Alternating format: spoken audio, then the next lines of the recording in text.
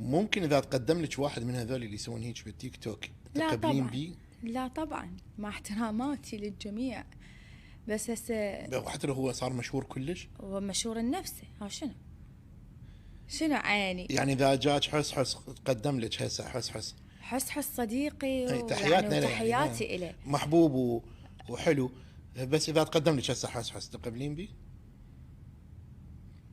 يعني شلون اقول لك انه مع احتراماتي الى اني هسه انت قلت لي مشاهير التيك بس مو توك تحديدا اللي هو حس يعني ايه. حتى يعني لا يقصد انه انا داسيه يعني اللي ما احترامي بيحترم إله. نفسه لا ما مو يعني اقبل بيه. مو دا بس اقصد ممكن اكو شخص يعني اوكي بيفتح لايفات مشهور وهيجي، حسب اذا اني اتقبل شخصيته، اتعرف عليه، اشوفه، يجوز يطلع خوش انسان، حباب، خوش ولد.